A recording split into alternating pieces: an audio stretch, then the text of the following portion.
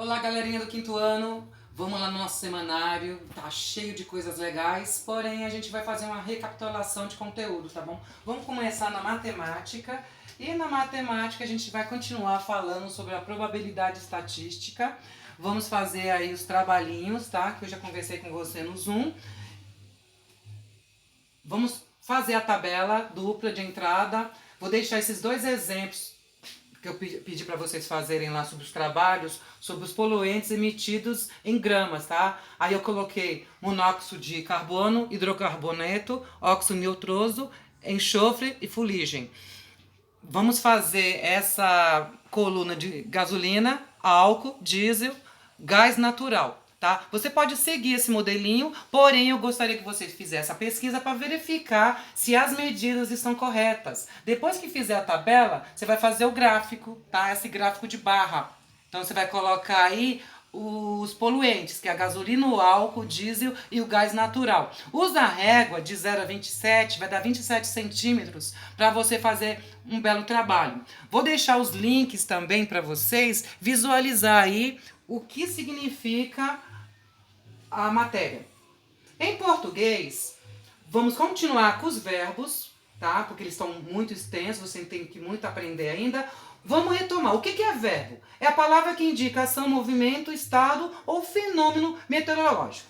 Pode sofrer variações de acordo com suas fricções. O verbo possui as fricções de modo, que é indicativo, subjuntivo e imperativo. O tempo ele pode ser presente, pretérito e futuro. E pode ser número e pessoa, no singular e no plural. A voz, eu já falei para vocês, ativa, passiva e reflexiva, vocês vão ver lá no sexto ano, ok?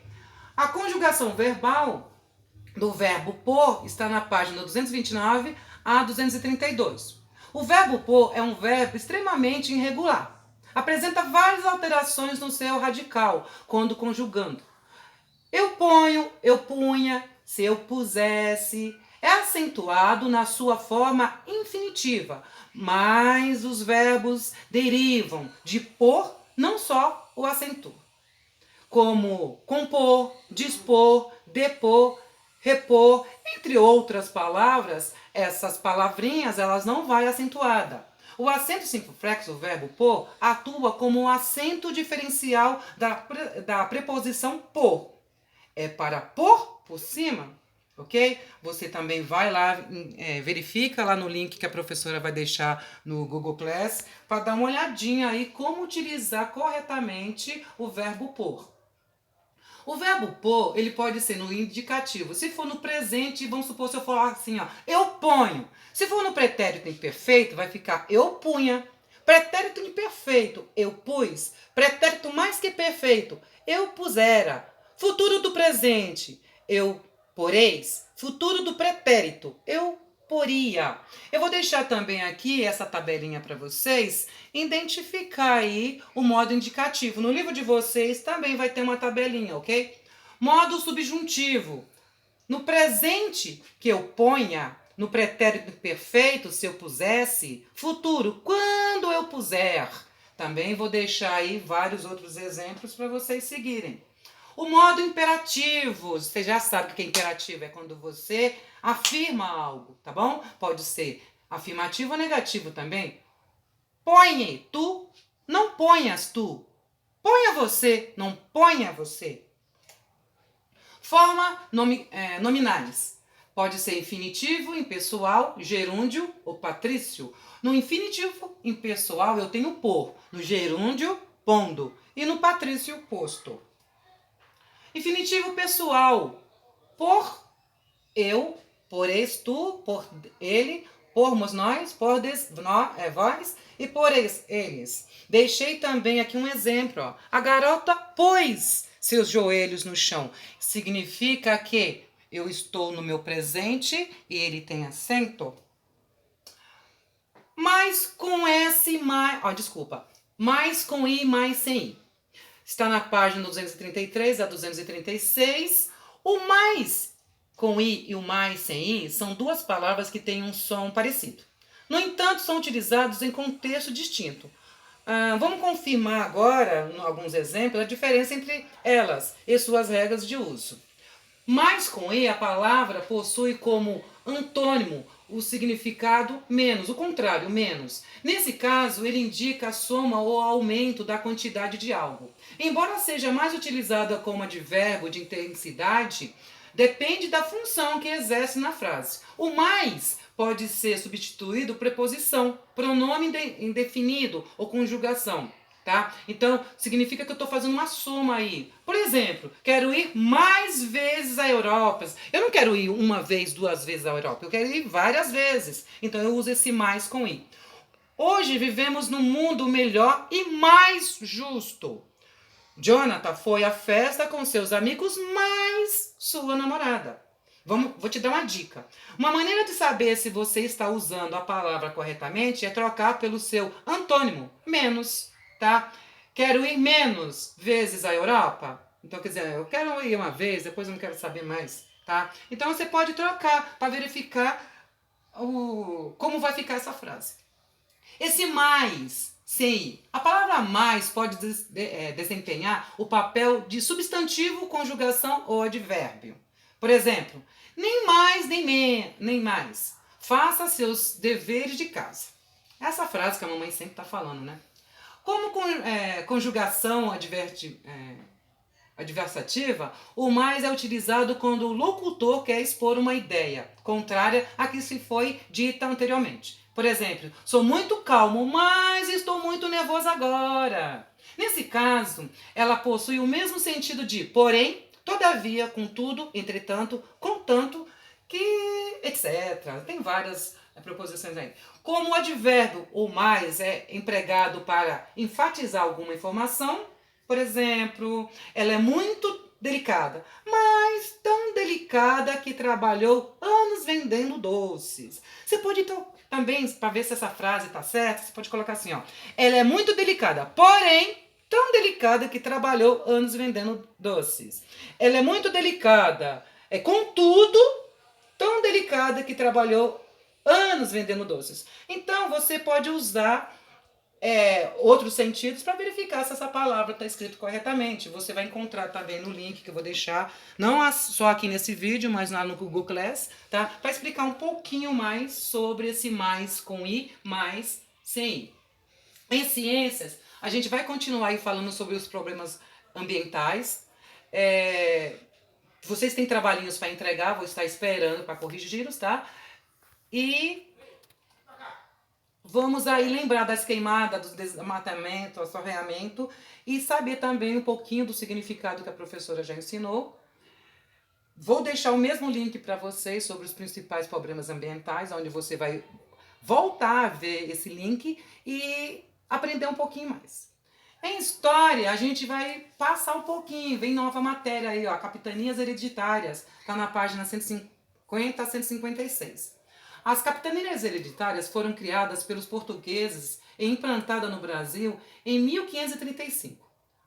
Consistia basicamente na divisão do território português, estipulada pelo Tratado de Tordesilhas. Lembra do Tratado de Tordesilhas que a gente falou da semana passada? Aquela divisão? Então, a gente vai continuar falando sobre isso, mas nas capitanias hereditárias. Essas capitanias hereditárias, ela foi assim separadas em 15 faixas de terras, que seriam entregues aos portugueses responsáveis pelo povoamento da capitania. Além do seu desenvolvimento econômico, esse modelo das capitanias foi utilizado pelos portugueses em algumas de suas ilhas atlânticas, o Açores e Cabo Verde. E como havia dito, sucesso lá, os portugueses optaram por implantá-lo no Brasil. Será que deu certo, galera? Então a gente só vai descobrir isso lendo todo o capítulo das capitanias hereditárias, tá? O mapa tradicional das capitanias mostra 15 lotes de terra paralelas de norte a sul do Brasil, do século XVI. No entanto, novos estudos surgiram uma alteração na forma como se imaginava a divisão dos territórios da capitania. No livro de vocês, você vai encontrar um mapa mais ou menos parecido com esse, tá? Então, a gente encontra aqui as 15 divisórias dele, tá? No primeiro aí, o Maranhão, tá? Fernando Alves do Andrade. Depois vai vir Ceará, Rio Grande. Aí, Tamaré, Pernambuco, Bahia, Ilhéus, Porto Seguro, Espírito Santo. São Tomé, São Vicente e São Vicente Martins. Santana está aqui bem embaixo. Então a gente vai verificar, vocês vão aprender mais nesse link também. Em ética, as regiões mais atingidas pela fome, a gente vai continuar falando sobre elas. A gente vai continuar indo fazendo os trabalhos, tá? E aprendendo um pouquinho aí nas páginas 95 a 101. Em artes também vamos continuar com o nosso tema, a arte de fazer rir. Vou estar esperando aí o trabalho de vocês sobre os palhaços, tá? Dando oportunidade para aquelas crianças que não fez ainda os trabalhos. Deixei os 2 links para verificar o que eu estou falando. Vocês vão aprender muito sobre essa gostosa matéria de artes. Porém, geografia, vamos continuar na região sul. Só que agora a gente vai falar sobre a economia, o extrativismo, a indústria, o comércio e o transporte. Está na página 116 a 123. A região sul, ela possui a economia forte na agricultura e pecuária. A economia da região sul do Brasil é formada pelos estados do Rio Grande do Sul, Santa Catarina e Paraná. E é separada em alguns setores, sendo eles agropecuária, extrativismo, indústria, comércio e serviços. É o que a gente vai ver nesse capítulo do livro, tá? Depois que terminar todo esse capítulo, a professora vai pedir um trabalho para vocês, para fazer aquela junção, desde o começo da região sul que a gente está estudando, desde da história da região sul, até o finalzinho que a gente vai ver na próxima semana, no próximo semanário, ok? Vou deixar também de novo o mapa da região sul do Brasil para vocês conhecerem um pouquinho, tá? A região sul do Brasil, ela é separada aí em 3 estados, Paraná, Santa Catarina e Rio Grande do Sul. Vou deixar mais para vocês aprender um pouquinho mais sobre ele. Está aqui no nosso link também a aulinha da professora de geografia falando tudo sobre a região sul. Gostaria que vocês dessem outra olhadinha lá e verificassem. Galerinha, vamos finalizar por aqui. Não tem muito nessa semana assim de novidade, a não ser história, né? Ciências, a gente aí vai pegar um pouco mais da região sul para aprender. Fique ligado no Google Classroom para vocês aprenderem mais um pouquinho, tá? Qualquer dúvida, entra lá no e-mail, manda um e-mail para a professora e todas as terças e quintas, das 2h40, tá? Às 3h15, estaremos juntos, grudadinho ali, tirando as dúvidas. Vou contar uma história legal também para vocês aí, que vai entrar a parte de ética, mas a gente está focando um pouquinho mais na religião, tá? Vamos descobrir essa historinha juntos, mas eu posso adiantar que é uma coisa muito legal. Vai falar um pouquinho aí sobre essa junção de todas as matérias, tá? Essa indisciplinariedade de todo esse conjunto. Vamos aprender e repassar. Beijão no coração, galera.